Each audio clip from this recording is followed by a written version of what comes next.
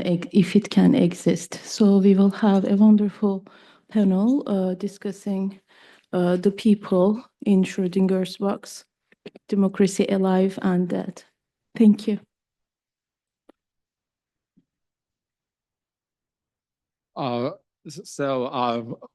Thank you, Sumaya. My name is Ming-Sung Kuo, a reader at Warwick Law School.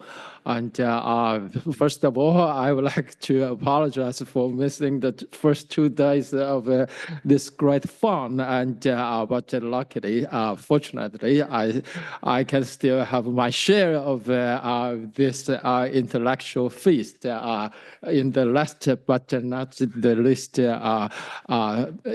day of this event. So without further ado, we have 3 great papers today, and so the first so we have 3 papers, and the first one is the metrics of legal populism, democracy, and reducing domination. From the speaker is Dr. Max Stoyer, and as we have known each other for some time. He is a principal investigator, Department of Political Science, Comenius University in Czech, Slovak. Yeah, my apology. And so the floor now goes to Max Stoyer. You have 15 minutes. Each speaker has 15 minutes. Yes, thank you very much, Ming-Sung, Dr. Kuo. Good afternoon, good morning, everybody. It's the last day, so a bit visible, but thank you so much for sticking with us, and thank you so much to the organizers for this opportunity, and of course to all on the panel, and especially to Ming-Sung for coming from Warwick for this day. The discussions that we had so far have already highlighted the ambiguity of the concept of populism, and I actually try to avoid the concept of populism in my work, unless I have to engage with it, because there is some sort of an initiative that revolves around this concept. And once I wrote on authoritarian populism because there was an initiative, a special issue on the issue of judicial activism and populism. And this piece actually is meant to be a chapter proposal for a handbook on legal populism. So the central concept being legal populism. Again, a situation that I cannot avoid referring to populism. And I think this is actually an opportunity to maybe relate some of my other work which tries to avoid this concept to tackle this concept, and also to tackle the relationship between law or legalism and populism. So something that has implicitly come up in some presentations already, but maybe it's a bit novel in the sense of the connection here. Now the slides are not moving, but hopefully they will start in a while. Basically the thrust of this chapter is just to indicate that there are really conflicting, competing conceptions of both populism and of law. And I would like to take the kind of very reductionist, illustrative set of conceptions of populism and law to generate a typology. Now, I call it a matrix in the title of the chapter. I should say that this is a very preliminary draft, so it's very open to comments and critiques, and I may change the term of the matrix as well. But essentially, in terms of the conceptual logic, it's more of a typology, whereby I use 2 conceptions of law and 2 conceptions of populism, broadly speaking. This, of course, is, again, very reductive, but it's something that perhaps is necessary when we try to generate a typology that may help us understand the relationship between law and populism. And I also try to illustrate this typology that I will show you in a little bit through the Slovak context, so through a jurisdiction that has come up here and there in some previous talks at the conference, but not so much so far. Essentially, it's a country that is in Central Europe and currently is moving in the direction of Hungary, maybe a more familiar point of reference to many in terms of deterioration of democracy or rise of some sorts of populism, at least. So what are these two competing conceptions of populism and of law? I would say that amidst this situation where we have proliferation of references in scholarship, both in law and in other disciplines, we can discern, and I think this has been visible already in the previous presentations of the conference, basically two strands of approaches to populism, right? So one is that argues, okay, there is some sort of positive in the sense of a democratic potential of populism, and the other one which says, no, really populism is a danger for democracy. Of course, Jan Werner Müller, it's anti-pluralist, it's sort of preventing any sort of compatibility with democracy as related to pluralism. But maybe less obviously, so what are these competing conceptions of law? How do we think of law? Or sometimes also I use this term of legalism, but I'm still grappling with, how to relate those two, whether we need to distinguish between law and legalism. But the notion of law is either seen in the sense of a tool, right? So this is just something that provides a sort of background, right? It's some sort of surface where it's just the power relations play out. So law can be used either way. It can be used for pro-democratic, anti-democratic ways. It can be used for centering power, for domination. This is a concept that I borrow from Republican theory. Or it can be used for actually reducing domination, for challenging ruling elites, or for challenging injustices, right? So that's one possibility to think about law. The other possibility, however, is that, well, there is something inherently justice-orienting, right? So the arc of history is long but bends toward justice, so the arc of law, in a sense, bending toward justice, right? So this sort of reference, Martin Luther King paraphrase, can come up here. So in a way, if a legalism or law as a concept is invoked to defend domination, to defend injustices, actually it's illegal. Actually, it's not law. So those two different conceptions amidst, of course, this rise of various phenomena that maybe highlight the relevance and the importance of thinking critically about these concepts. So, having introduced those two broad ways of thinking, both about populism and about law, we have a sort of simple-looking typology of four categories, but again, I still need to work on this further. And some of these say, well, look, there is a possibility to use law, right, in different ways, but the law can also be used as a tool to entrench domination, right? So that's the right column there. And in that case, if one thinks of populism as challenging domination, as challenging the elites, then law is not an option. Then actually one needs to go outside law, and one needs to maybe even go against the law in order to challenge the domination by the elites. Whereby if populism is understood in the Müllerian sense as undermining pluralism and law as entrenching domination, then we have all the possibilities to use the law to actually strengthen the dominance of the elites. And that's what arguably a lot of authoritarian populists are using, as I will try to show in the Slovak example. Now, on the other side, we have the possibility of law as as populism as challenging, law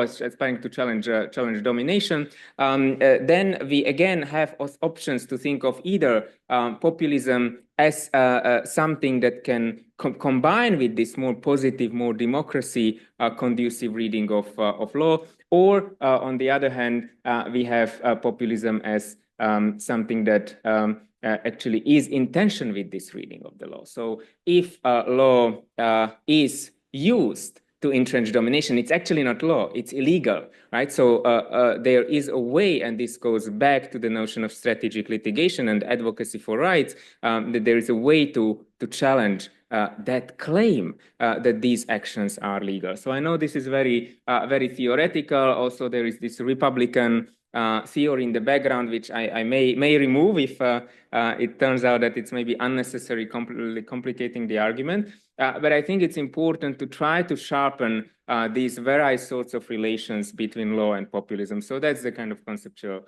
aim of this chapter, this draft of the chapter. So now moving on to the empirics, to the Slovak case. So just a small introduction to those who may not have heard of some of these developments. So Slovakia is a Central European EU member state. I should underscore that it's really sort of in the center of Europe in terms of being both in the EU, in NATO, even in the Eurozone, and in a sense having fought hard to be in this position, because of course this was one of those countries that were under the grip of state socialism before 1989.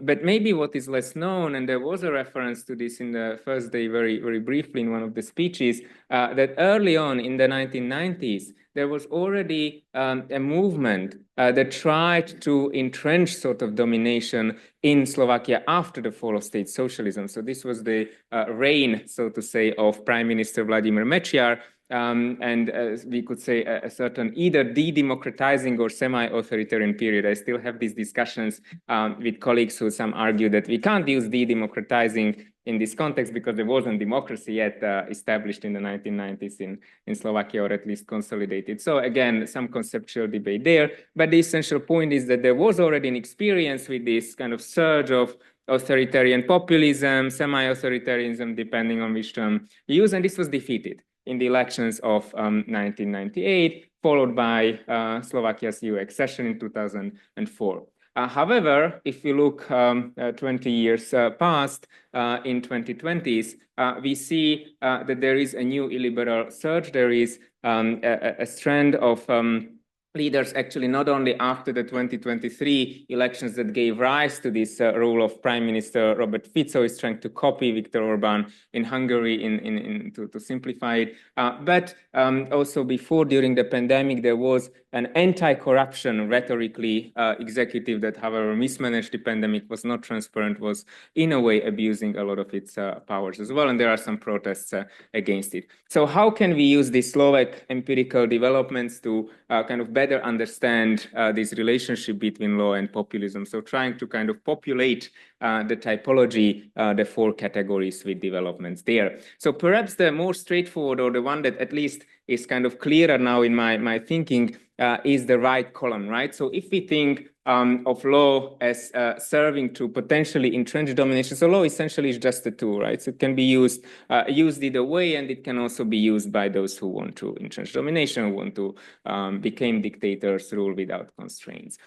So in that case, if populism is there to challenge anti-democratic elites, the only option is to go outside the law. And there are not so many examples in Slovakia of sort of civil disobedience in the sense of violating the law consciously in order to show that there is a problem with domination democracy. One example was how there was a surveillance of assets, of bank accounts of some political leaders, so some employees of some banks have illegally disclosed information about private transactions of the ministers of this government. And in that sense, they have violated the law, but they have argued that it has to be shown because there were some very suspicious, although maybe technically not illegal, transactions. A much more common phenomenon, and this is actually the bulk of what we are seeing now in Slovakia after 2023, is what I working term is populist illegality. So that is the use of the law to undermine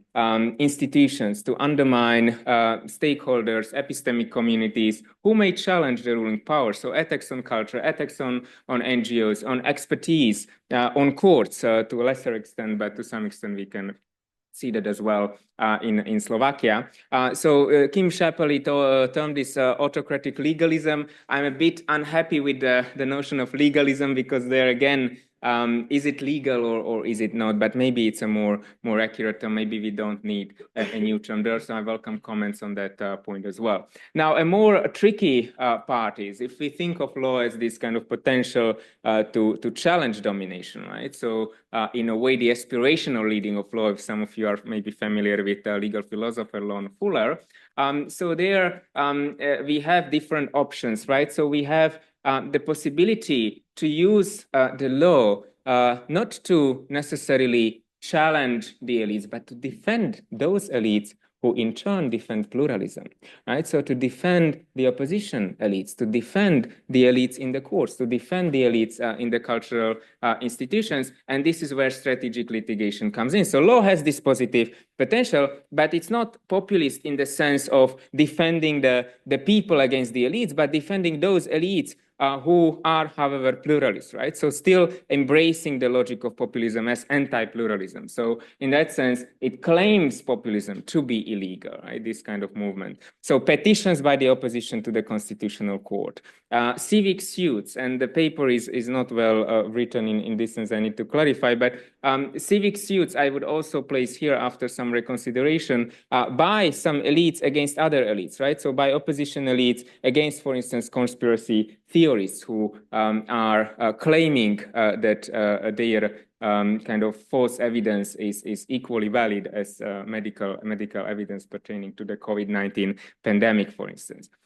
Finally, the most tricky category, and this is where, if we have to use the term, and I have to use it for this collective project because that's the assignment of legal populism, I think we can best perhaps pin it down by highlighting how there can be law used to go against the elites, to challenge the elites who are concentrating power. And this is to defend the poor, to provide more social services, more social economic support, healthcare, education, right? But this is all through law, right? It's all through lawmaking processes. Now, and I will be quick here. So there are many intervening factors that may, limit the applicability of this typology in terms of other countries. Although I think maybe they are not so decisive to be make it unusable beyond Slovakia. I have already discussed these examples, so I will jump through them. But I would like to finish on this point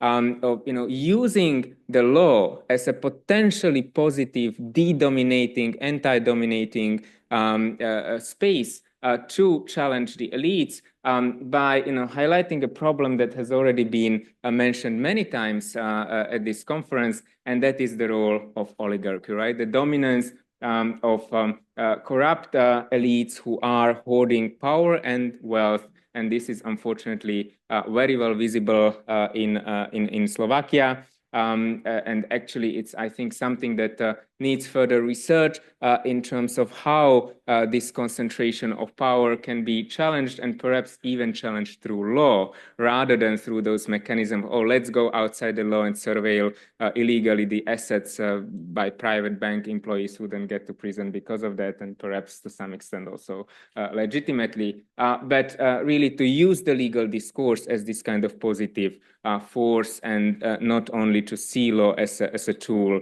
that has no positive potential in that sense. Thank you very much. I look forward to the comments and the discussion.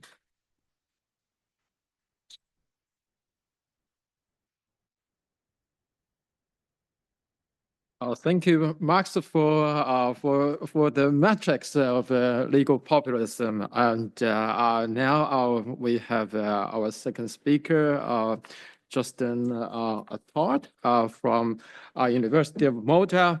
Now we will shift our focus from Slovakia to another EU country, but in different size.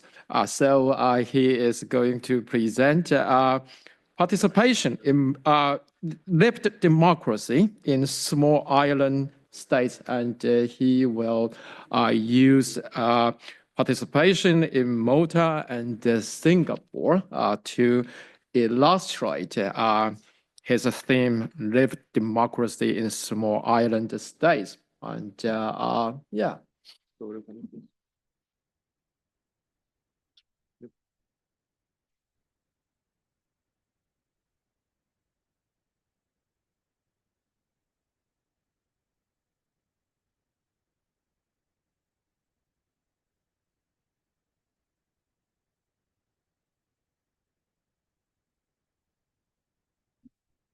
Good morning, everyone. My name is Justin Attard. I'm a PhD candidate from the University of Malta. And today I'd like to share a concept which might surprise quite a few of you. This presentation explores how democracy in small island states, like my very own, operates not just through formal institutions, but also through everyday embodied experience. Focusing on Malta and Singapore, I argue that political life in these contexts is deeply personal and performative, where democratic norms are not only legislated, but lived through bodies, gestures, and silences. This ethnographic perspective reframes how we think about democratic resilience and erosion.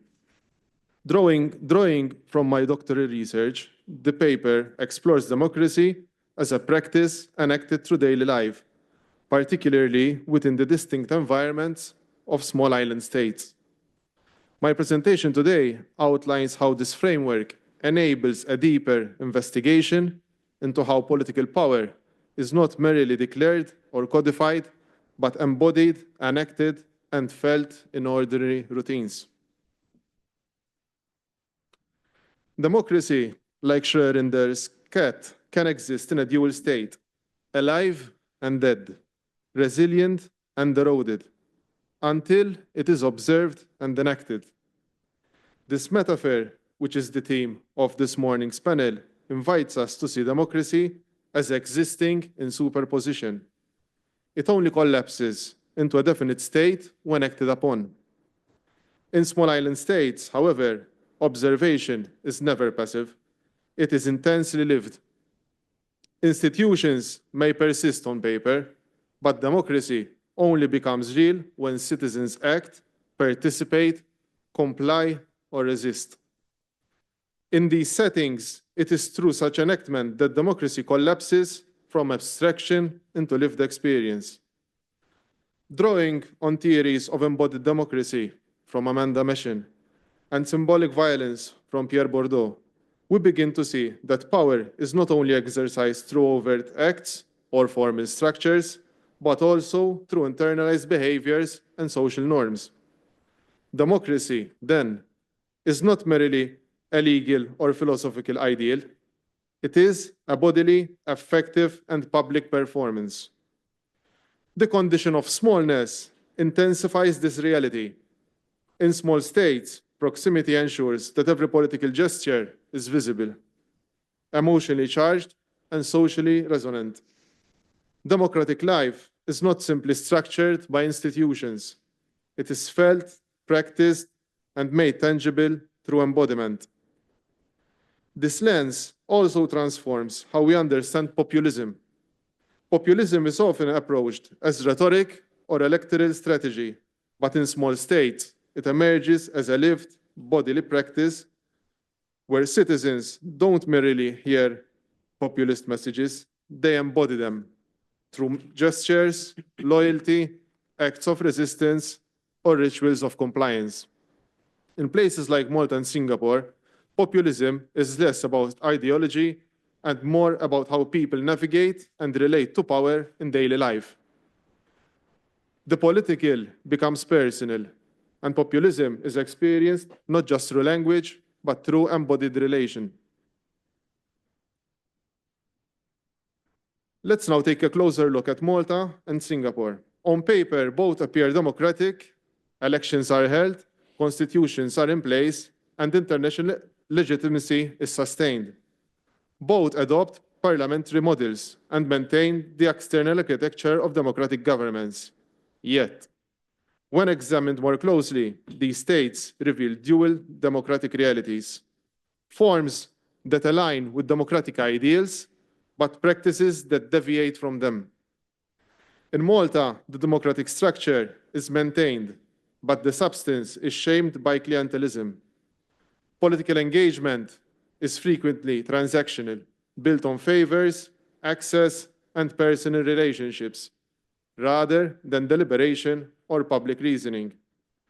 Loyalty, more often than not, overrides merit.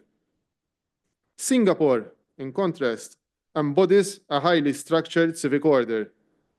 Participation is not absent, it is managed, expressed through rituals and internalized discipline rather than through contestation or open debate. Dissent is not outright forbidden, but it is carefully regulated, often rendered undesirable through social norms and expectations. Both Malta and Singapore are examples of democracy in superposition. In Malta, the external forms of democracy remain visible, yet the substance relies heavily on interpersonal networks, where proximity and familiarity trump competence. In Singapore, the polity is disciplined, participation is choreographed, and civic engagement follows a script of order and unity. Despite their stylistic differences, both cases demonstrate that democracy can appear symbolically while being substantively hollow. Institutions endure, but they no longer tell the whole story. It is the lived experience of democracy that becomes the decisive factor. Democracy that is not merely claimed, but enacted. This allows us to consider populism across a spectrum. In Malta, populism is emotionally charged and overt, manifested in rallies, symbolic gestures, and personal exchanges. In Singapore, it is more technocratic and managerial, calm, rationalized, and embedded in state-led civic performances. This challenges dominant ideas that populism is always loud or disruptive. Instead, we see that populism can be internalized, ordered, and enacted through body without spectacles.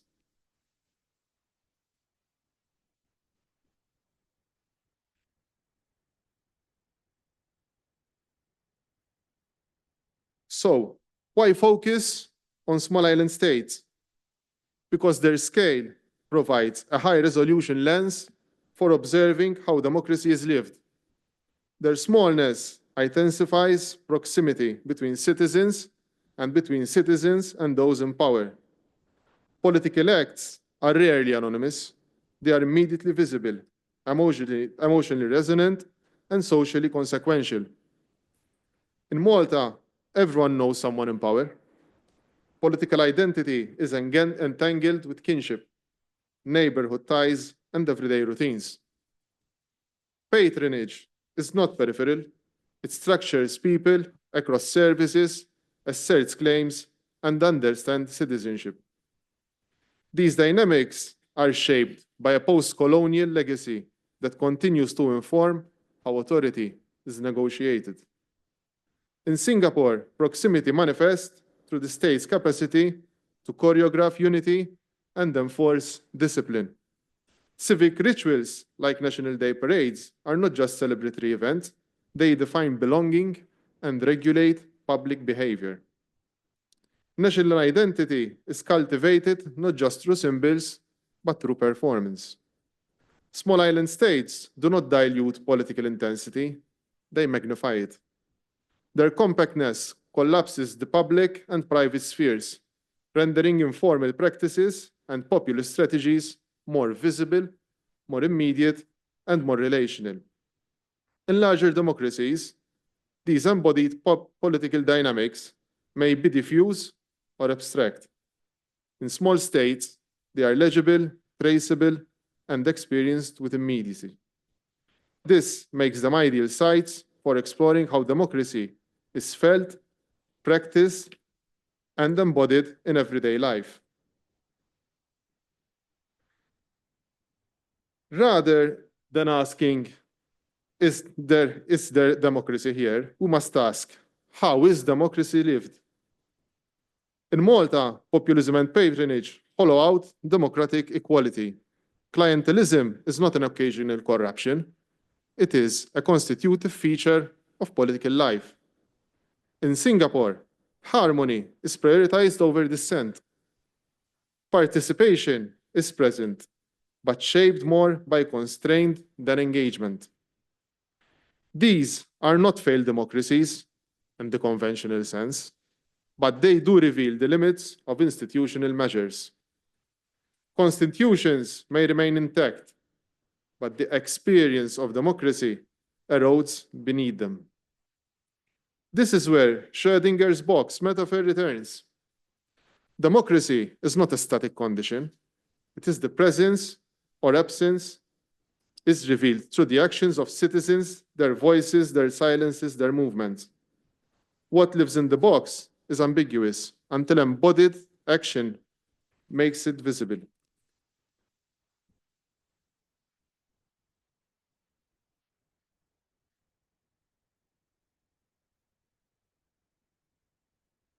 Democracy is not guaranteed by institutions. It becomes real through action, through visibility, through recognition. Who speaks? Who complies? Who disappears in silence? In small states, these questions take on heightened importance. Political life is relational, and gestures, routines, and silences carry profound significance. In Malta, the performance of democratic engagement might involve showing up at a political event, not necessarily out of conviction, but to maintain access. In Singapore, it might mean remaining silent, not out of apathy, but as a strategy for belonging. These embodied acts define the boundary between democratic vitality and hollow form. Thank you.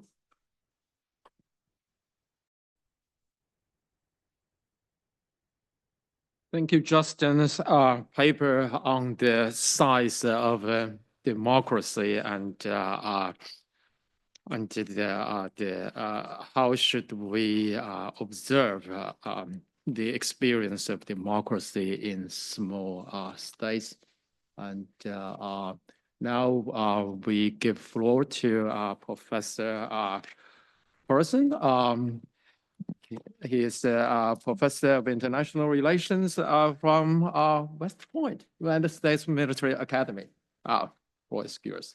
It's a talk about Russia's war on democracy. Now we turn our focus from domestic context to the more complicated geopolitical context. Yes, complicated indeed, but also appropriate that we go from discussion of very small states to discussion of arguably the largest state in the international system. Before I begin, I do want to thank the conference organizers for the opportunity to be here.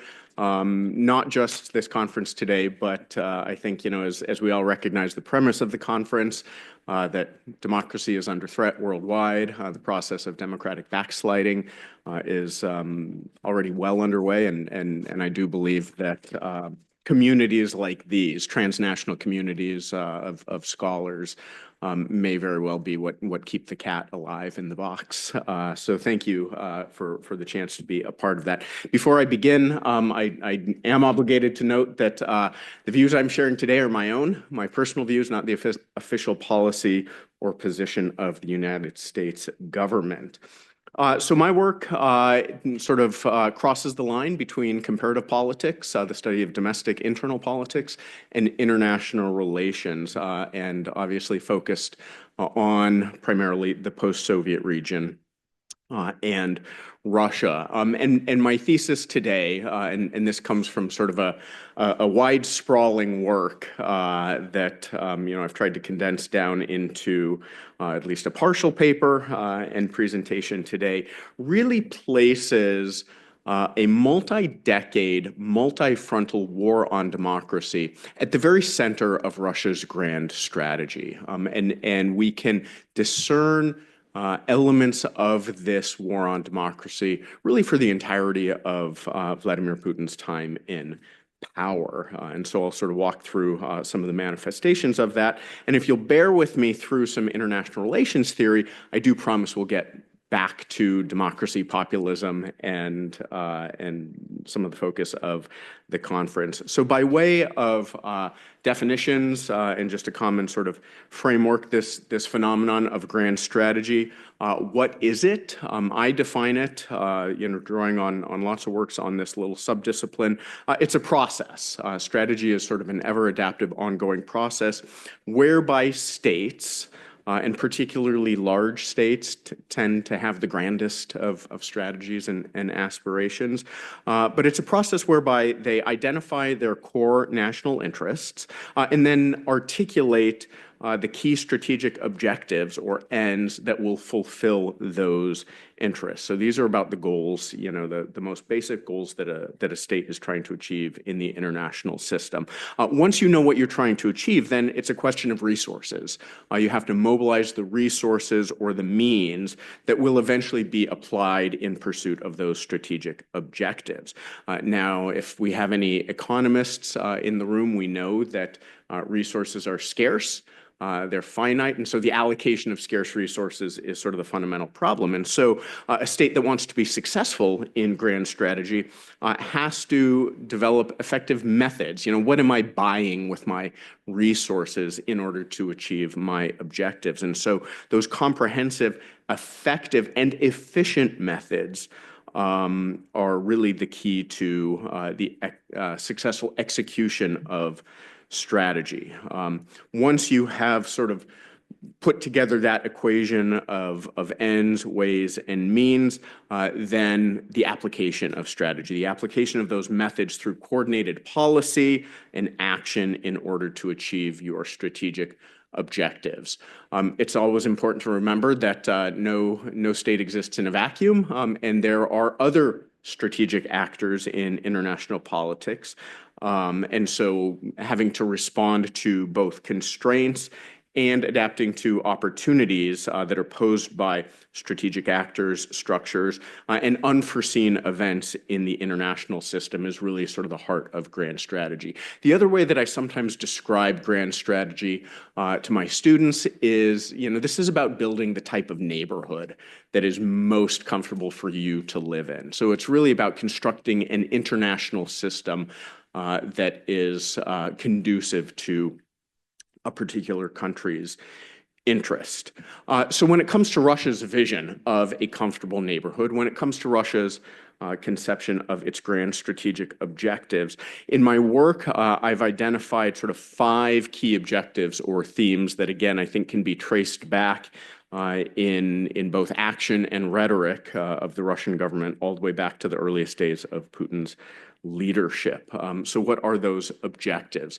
Number 1, to restore and reassert Russia as a great power in the international system. Of course, this is in many respects a process of getting Russia back up off its knees after the disastrous decade of the 1990s, the very painful post-Soviet collapse, rebuilding Russia's economic capacity, but also its military capacity, and rebuilding the Russian state and its functions. The second objective that they have pursued is to establish a multipolar international system. Of course, we're familiar with the bipolar system of the Cold War, the 2 great superpowers, the United States and the USSR, and the rest of the world that sort of had to put up with the clash between them. But of course, then with the collapse of the Soviet Union in 1991, this leaves a unipolar moment, as we now recognize it, one in which the United States was more or less unconstrained from pursuing its interests without always regard for other countries in the system. And so this was, a highly troubling and offensive period and process to Russia. And so the idea of restoring multipolarity, which I think in Moscow's vision really is a tripolar system with Russia, the United States, and of course China as the dominant powers. Now, part of what it means to be a great power in Russia's strategic vision is a privileged and exclusive sphere of influence in the post-Soviet region. Essentially, the idea that Moscow demands a veto position, demands a seat at the foreign and domestic policymaking tables of the former Soviet countries around it. And they expect exclusivity. Other great powers are warned to stay out of their privileged sphere of influence. Another sort of element of, I think, Russia's strategic vision that we often sort of see is this idea, I call it sort of a concert of world powers. Think of it as sort of the concert of Europe on a global scale, or perhaps, you know, what Stalin hoped he was getting out of the Yalta Conference, this idea that the great powers sort of sit around and, you know, decide the world's problems for themselves, you know, regions and far off places, and settle problems, but primarily in ways that are most accommodating of the great powers' interests. It's a very, again, I think, sort of 19th century imperial vision of world politics. Now, of course, in order to achieve 1 through 4, I argue that there is sort of one significant obstacle standing in their way, and that is sort of the almost obsessive focus of Russian grand strategy, which is the United States, as you know, long sort of the central focus of these policies in Moscow. And so in order to achieve this, Russia seeks to constrain and counterbalance the United States and its allies as Russia's top geopolitical adversaries. This is an incredibly ambitious vision to transform the character of world politics. And so when we take these very, very ambitious objectives and then ask the question of resources or means, we see that it's not an easy equation to solve for Russia. Now, I will admit that GDP, even scaled by PPP, is a blunt measure to try to get at the material resources available to states, but it at least illustrates it on a single slide, which is useful. And so the dilemma, given the enormous gap between Russia's economic resources and that of both its top geopolitical competitor and its top geopolitical partner, China, the strategic challenge is, how do you counterbalance the United States and transform the international system of great power politics from this position of comparative weakness? And so, you know, the case that I will make is that the task at hand is not so much to narrow the gap materially. And in other parts of my work, you know, I established that there are significant structural economic barriers and deficiencies in the Russian economy, even before the war in Ukraine and the sanctions and all of that, that limit Russia's capability and capacity to sort of bend that line upwards. But you don't have to necessarily, you know, lower the gap in material terms, but the task is to mitigate the strategic gap or the consequences of the strategic disadvantage that Russia finds itself at. If any of you have spent some time with international relations theory, you will recognize that this fundamentally boils down to a balance of power politics problem and process. And so when we turn to some of that literature in international relations and the balancing strategies that states pursue, there's a tendency, both in the scholarly study and I think in popular discourse, to focus on what I call additive strategies, particularly additive strategies on sort of the militarized end. So this is about, you know, building up our armaments, increasing the size of our military, developing new and more effective weapons. If we can't do that internally, then let's look for allies that can add weight to our side of the scale. I mean, literally sort of thinking balance of power in terms of a scale with two sides of the balance.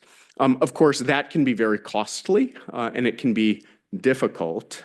And so Russia's key tactics, I argue, over the last 2 decades have actually been more focused and perhaps most effective in the asymmetric realm, and particularly particularly in ways that seek to weaken, undermine, and subtract from the capabilities of Russia's adversaries more so than add to their own capabilities. And so that's this area sort of down in the bottom, in the middle, that I refer to as asymmetric balancing. So methods, ways, what do these actually look like? I've highlighted in green, and I apologize, the contrast is not so great here. Hopefully you can read it. But I've highlighted in green, I think, the areas that most directly relate to this subject of undermining, weakening, destabilizing, and dividing democracies, because Russia's adversaries, whether it's the United States, some of the post-Soviet democracies of Eastern Europe or other European countries, are democracies, and that provides significant opportunities to carry out that asymmetric balancing. So this includes information and propaganda operations to undermine public resistance and support in target states, manipulation and discrediting of democratic institutions such as the electoral system and the judiciary, financial and administrative support of extremist political parties and divisive movements and NGOs, enlisting, whether overtly or covertly, non-governmental actors, organized criminal groups, extremist civic organizations, and in some cases terrorist organizations, variety methods of economic and industrial sabotage, plus, of course, plenty of corruption and bribery. And then we sort of move into sort of the more covert militarized end of the spectrum that we may be familiar with. So when it comes then to applying these methods against democratic targets, it does provide, what I argue is essentially sort of a populist's playground. And the targets, the openings that Russia has been very effective in seeking out for strategic gains sort of vary based on the country in question and the region in question. And so in the post-Soviet region, particularly the post-Soviet democracies of Eastern Europe, they've largely focused on targeting the ethnic Russian population or the Russian-speaking population. Now, those aren't always synonymous.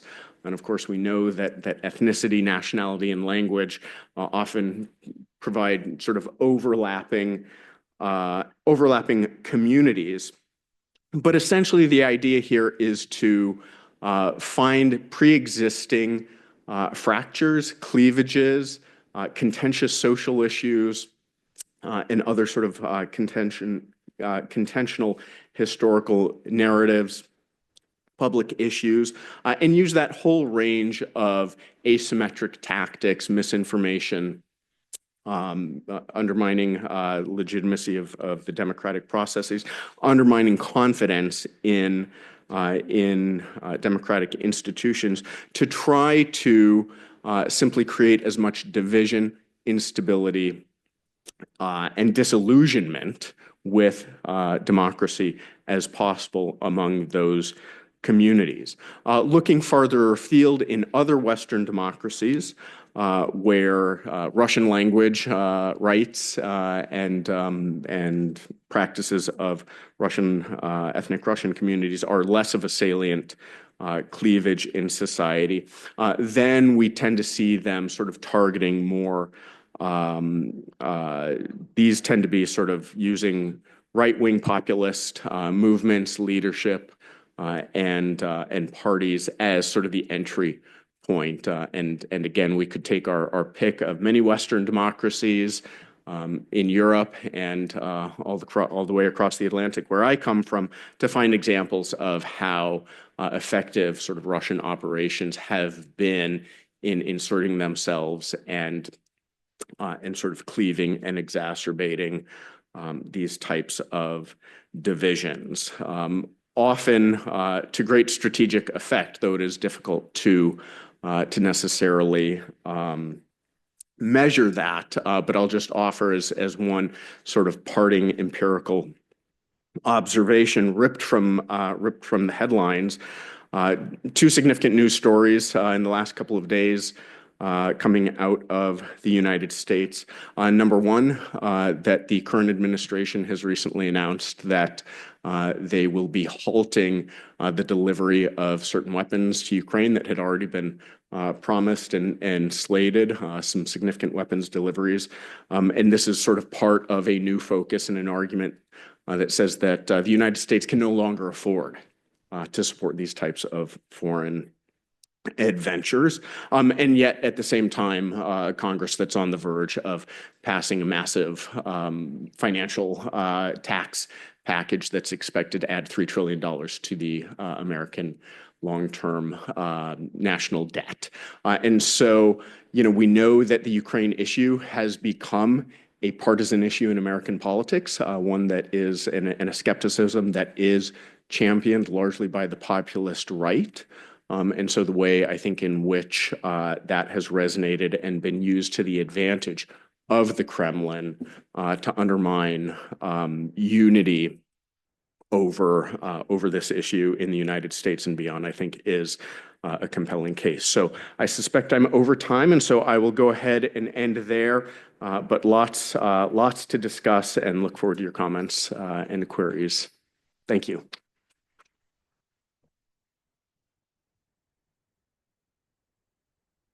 So now, Bruno Godefroy, my co-chair, will take over the prerogative of the chair.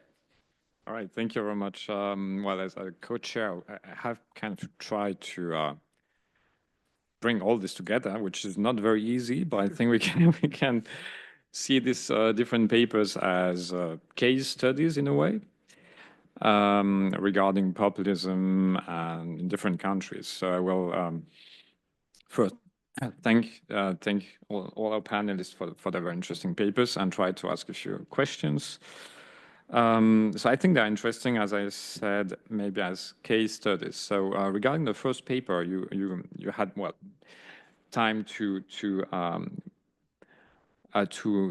emphasize the theoretical framework you're using.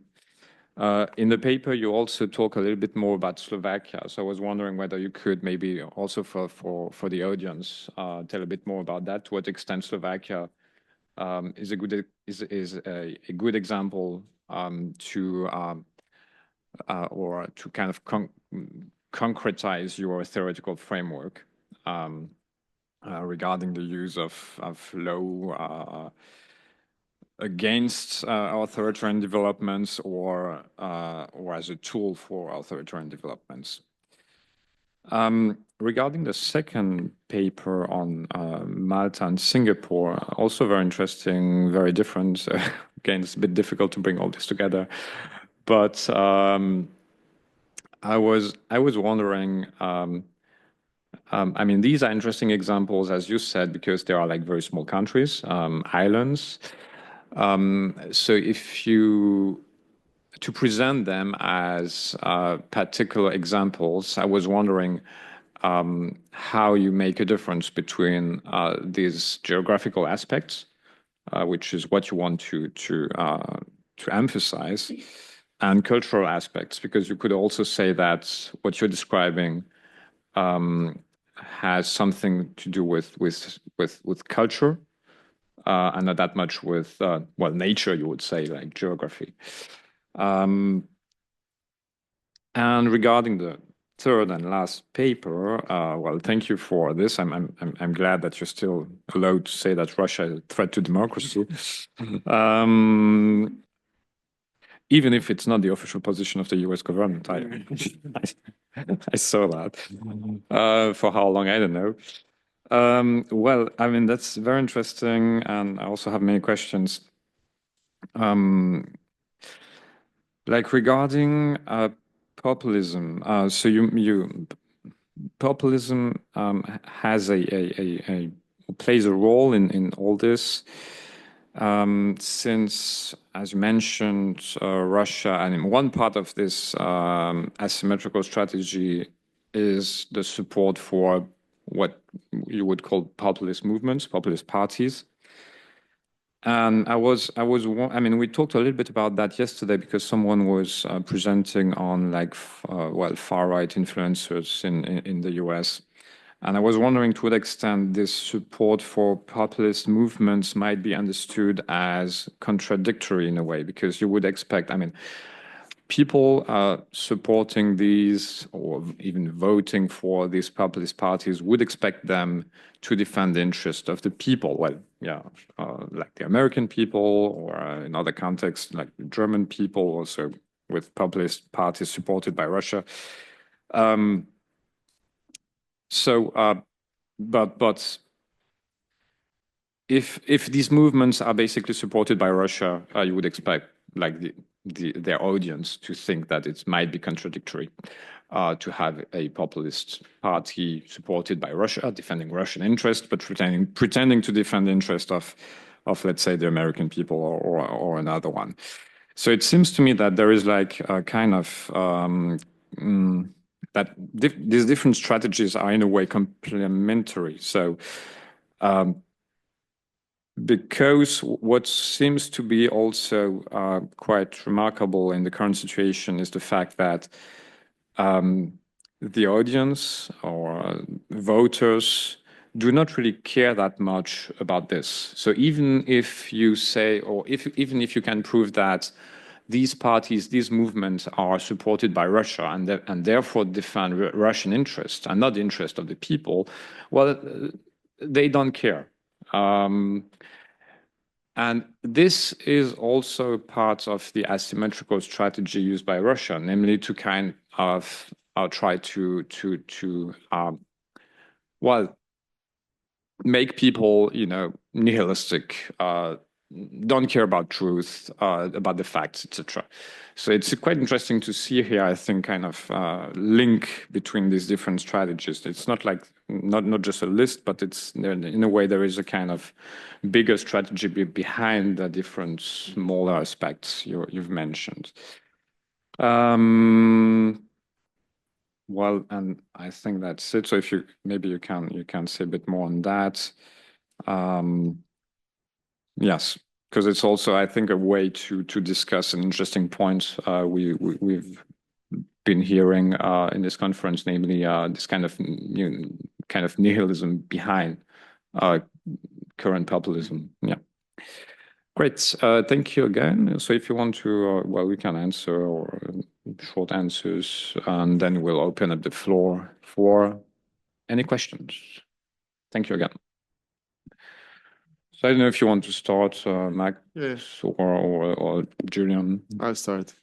So the difference between the geography of both, we're obviously limited in land, and our geopolitical context is the opposite. One of them, Malta, is in the middle of the Mediterranean, Southern European, Mediterranean culture, while Singapore is South Asian island. Obviously, culture is a crucial point in a democracy. Whilst in Malta, you would get clientelism, the exchange of favors for loyalty. In Singapore, you get more of a guided democracy based on values. And the main difference, I would say, would come from the culture, given the context of having similar size and similar historical context. Both Malta and Singapore are post-colonies. Both have been in the middle of transport routes in Mediterranean and in Asia. But the main difference of how populism is expressed, I would say, is in culture, given that both are electoral democracies based on the British model, being post-colonies from the British Empire.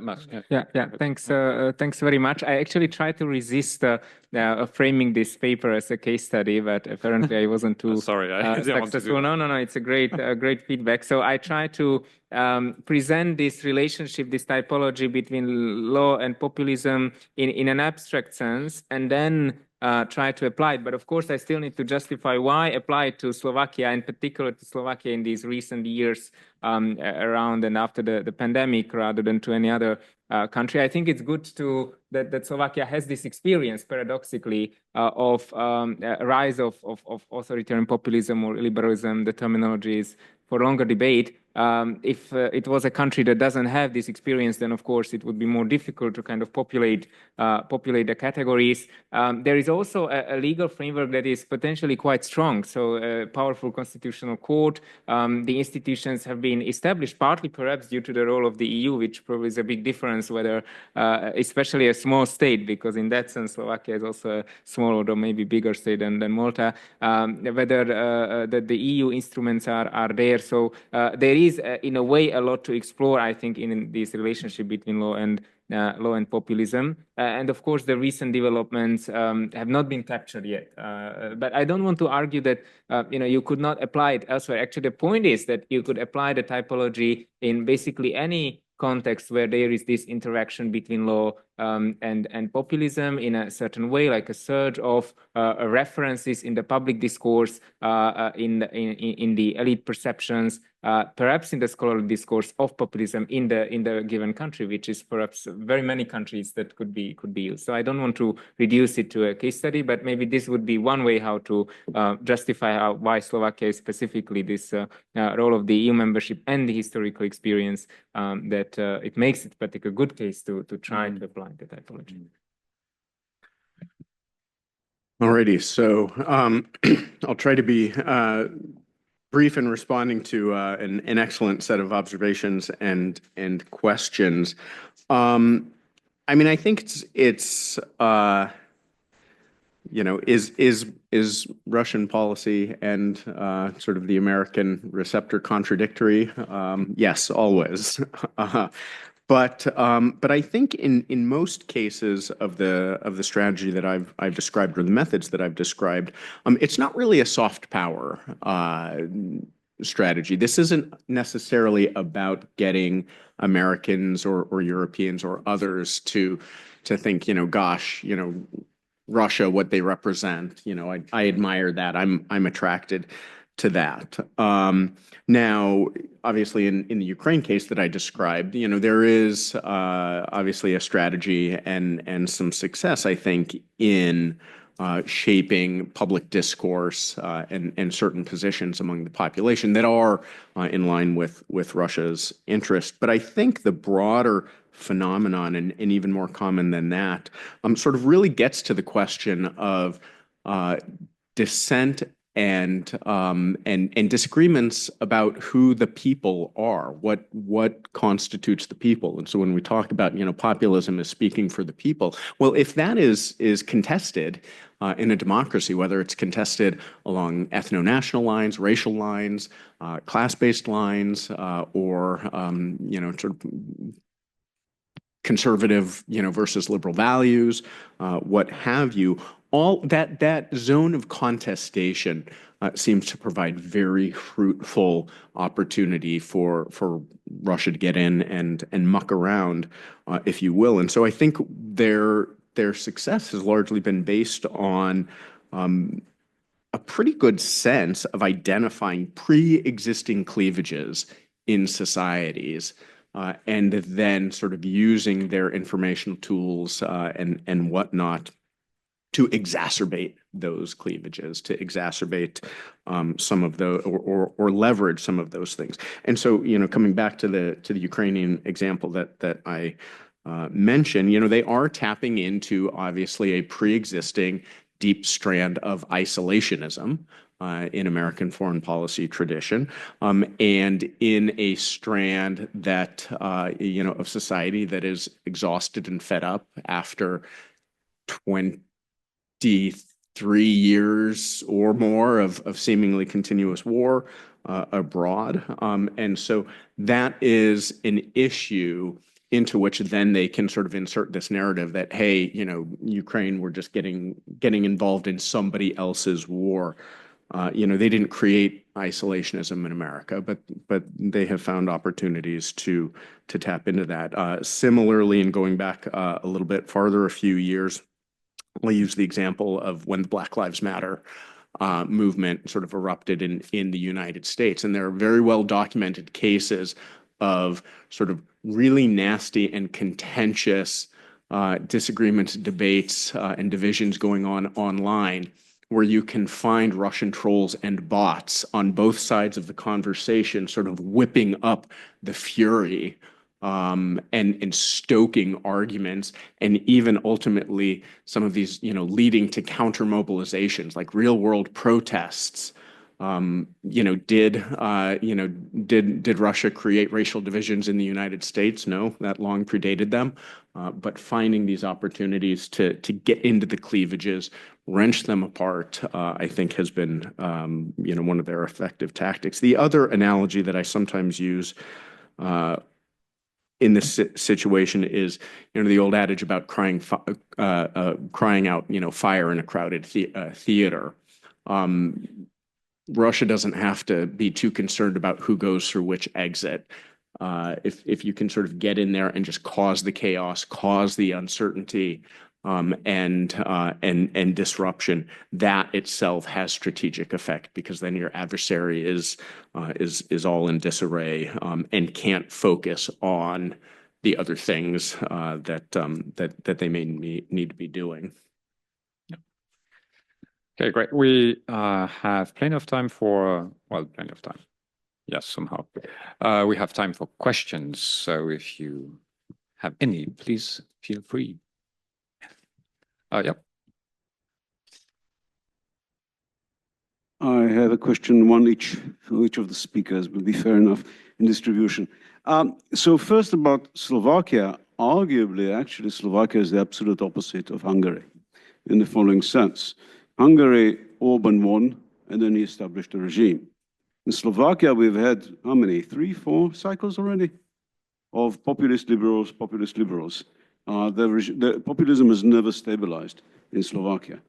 And my guess is, if we look now at other countries, United Kingdom, United States, we are in these cycles.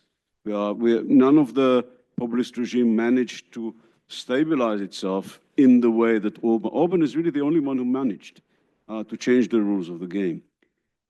Regarding populist legality, Arendt famously argued that totalitarianism cannot accept the rule of law, even if its own laws, because it cannot be self-limiting.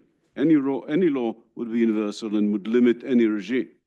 Whether populism in the same way, based on some kind of notion of popular sovereignty, also cannot accept any limits on its own power, even if these are its own laws. In that respect, arguably, populism is diametrically opposed to the rule of law. Next, Singapore and Malta. Frankly, an odd comparison. Singapore is a liberal authoritarian state, similar in that respect to the old Austro-Hungarian Empire, where the emperor ruled, but he ruled through the rule of law and institutions that limited it. It's also a technocracy. And Malta is a non-technocratic democracy based on tradition. Malta is an ancient civilization. People lived there long enough for families, clans, patronage to develop. Singapore is much newer. That's why it has to be a technocracy. There was no time for these networks to develop. So I mean, this is maybe a contrasting comparison, but I don't know how enlightening it is. Finally, if there was something very controversial, I didn't catch it. But where I would limit is the use of national minorities for interventions and destabilizing. That's not populism. That goes way back to the 19th century, D'Annunzio going to Trieste, Hitler was, of course, using it, the Sudetens, the German minorities, in Danzig and so on. If this is populism, we'll have to say all of the above are populists, but, which is not terribly plausible. And within, of course, I may be bursting into an open door if I say, well, Putin is not a populist. Putin is a totalitarian. The difference is that populists are not afraid of spontaneity. They like the mob. Stalin would never allow a demonstration, even for his own purposes, because it's spontaneity. That means it cannot be controlled. The Nazis tried it once with Kristallnacht, and then they stopped it because, again, if you're a totalitarian, you have to control everything. And Putin, in that respect, is a totalitarian. He wouldn't allow any spontaneous explosion of anything. And finally, maybe just really, so if he was so smart, and everybody really thought he was so smart, using a weak position in an asymmetric manner, why on earth did he go into Ukraine?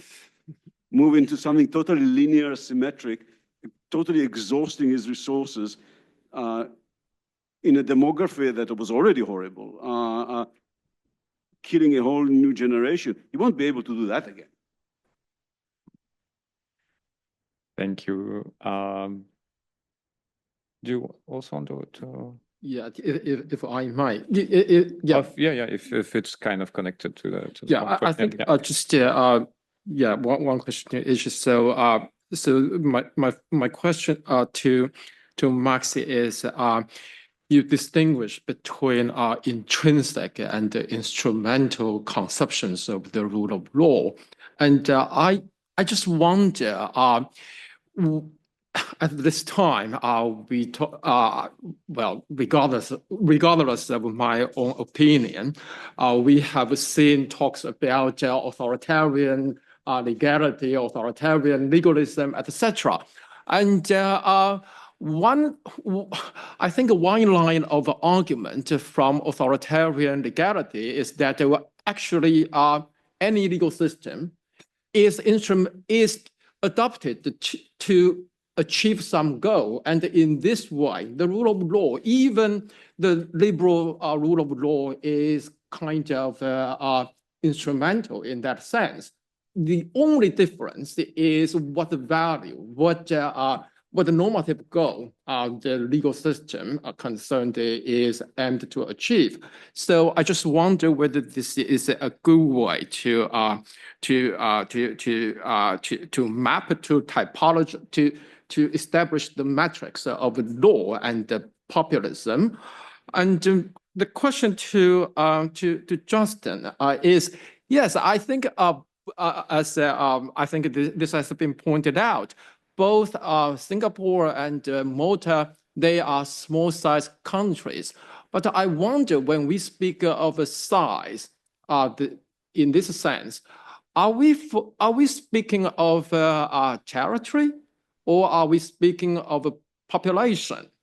And so, yeah, just I think probably when we talk about small size country in this context, we may be more nuanced on this space versus people distinction.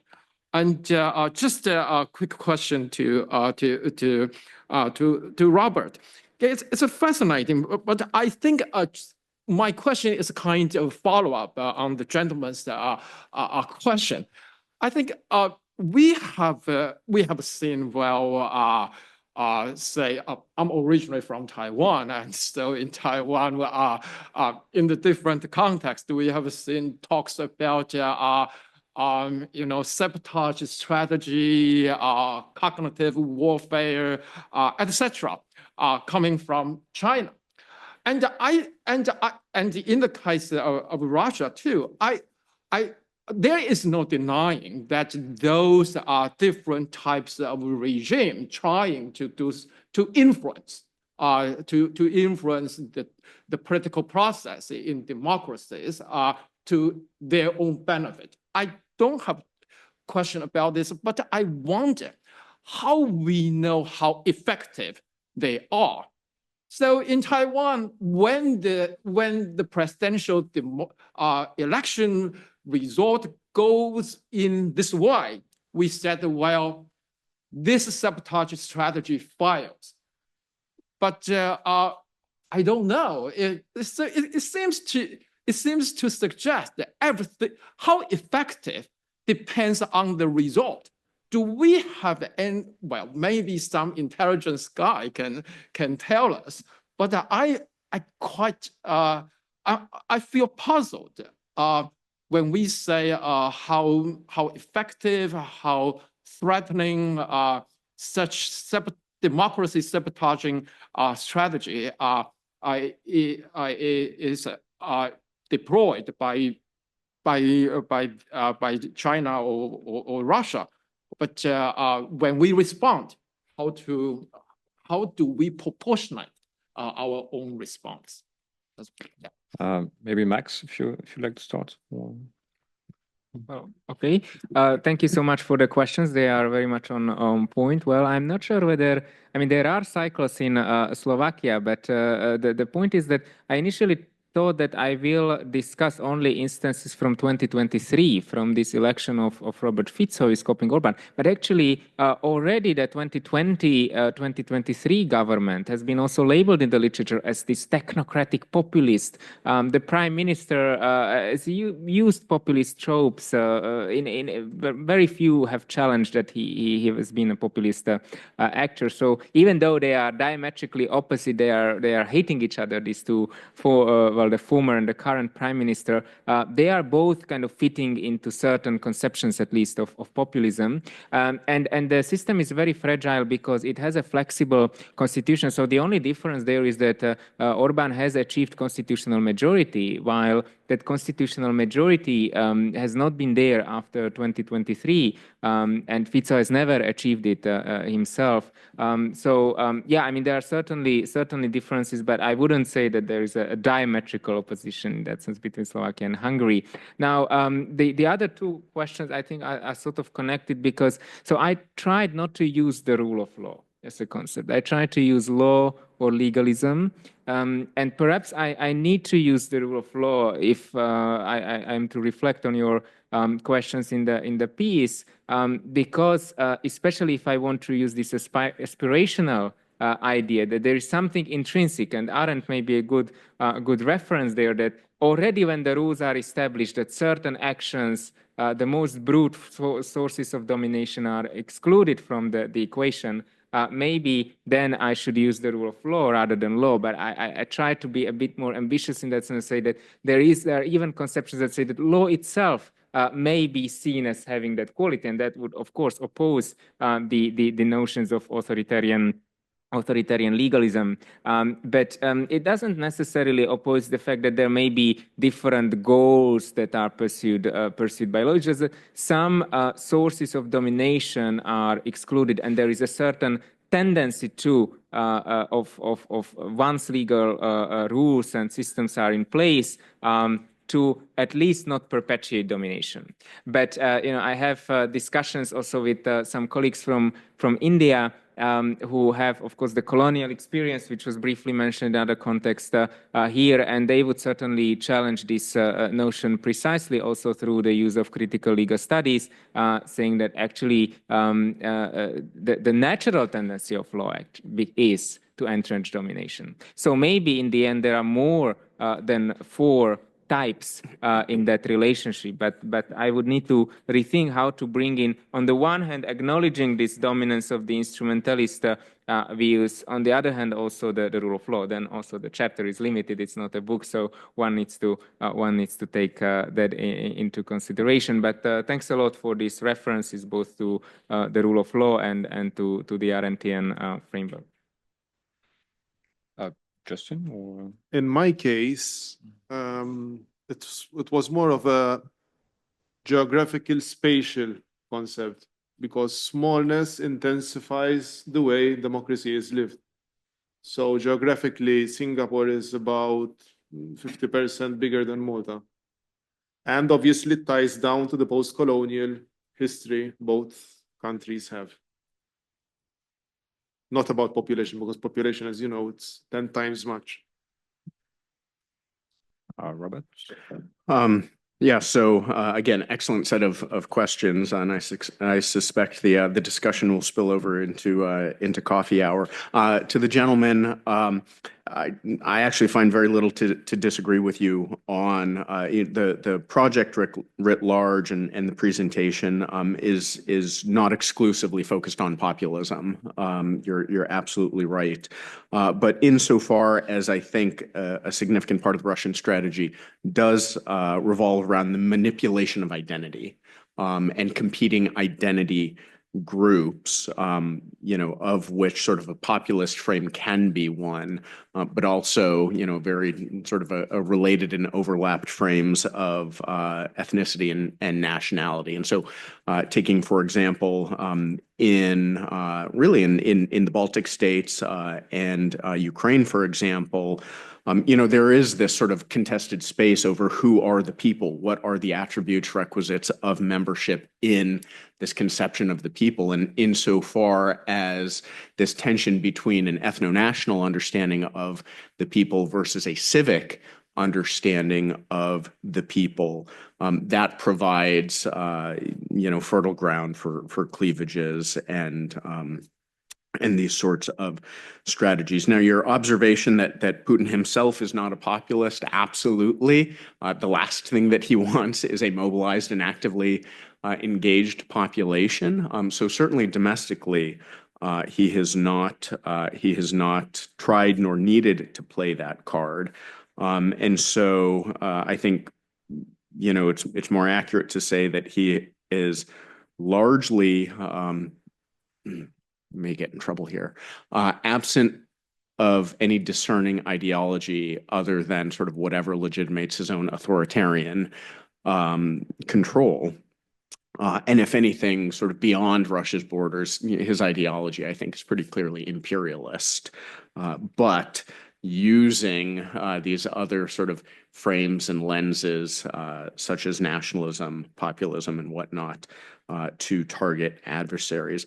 I am going to be very brief on the question of why Ukraine, and maybe we can continue the conversation, other than to say that I think Ukraine reveals both his, number one, yes, his obsession with this particular patch of territory in ways that press beyond the bounds of rationality, I think, but also I think it demonstrates the limits of the asymmetric tactics. In other work, I argue that this war in Ukraine has been going on for 20 years, all the way back to the election that sparked the Orange Revolution, and all of the political and sort of subkinetic efforts to turn Ukraine into a docile puppet state have failed.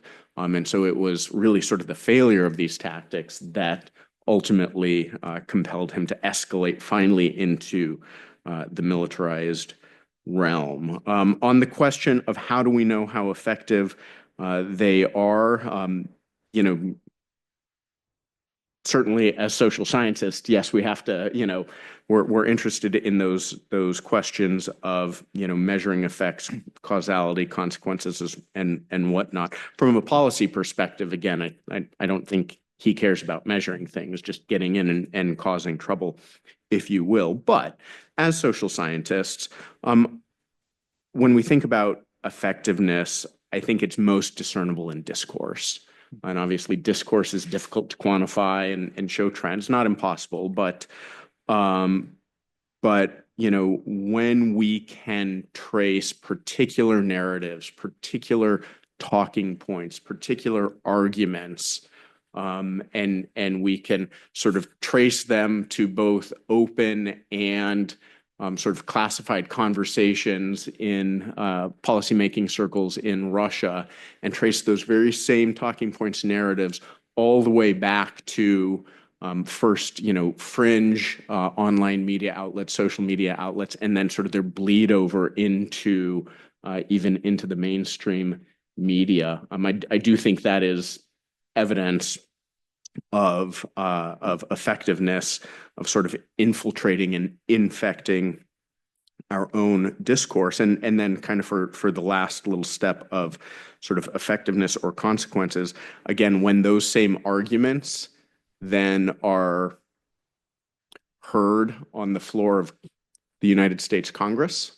to justify certain positions, certain bills, or refraining from certain bills, I think that is a strategic effect. Some of you may recall in 2024, there was a months-long delay in Congress passing sort of the last substantial aid bill to Ukraine. And many of the arguments, both in the media sphere and among some of the legislators on those delays or their skepticism of that bill, I do think reflected sort of this shaped discourse. And we know that the real world battlefield consequences of that months-long delay in aid on Ukraine's ability to defend against Russian advances, that's also pretty clear. And so, again, difficult to quantify in a way that puts on a chart, but I think discourse and the political consequences of that are meaningful. Thank you. Thank you very much. We don't have actually any time left. So, well, thank you again for the papers, the questions, the organizers again. We'll have a coffee break, right? And start again at 11:30. Great. So thanks again. Good.